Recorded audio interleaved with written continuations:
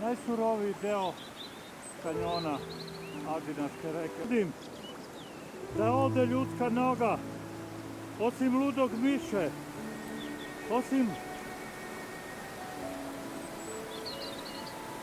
mene koji podivlja kad dođe u planinu, ovde nije kročio. Kao što vidite, nalazim se na najsurovijem delu kanjona ove reke.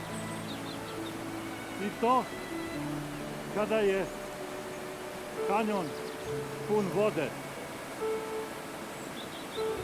I da nema puno vode, bilo bi jako komplikovano doći ovde bez alpinističke opreme, a ja danas nemam ništa.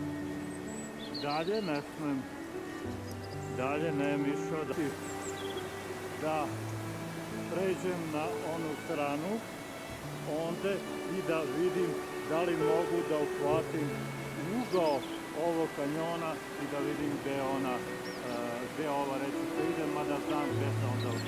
Bezimenko do sada bio, a od sada si Ludi Spira.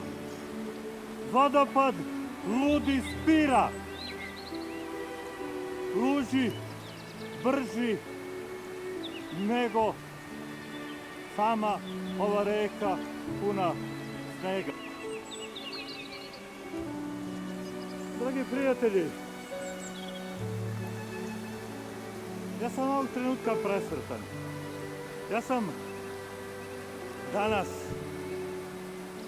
ostvario 90% svog sna koji je nastao kada sam grebenom putem išao iznad ovog kanjona i posmatrajući odozgo uočio da ovde se nalazi kanjon Drave i užasa. O tom trenutku sam maštao punih 2 meseca i evo, igrom slučaja, neplanirano, došao sam i ispunio sam.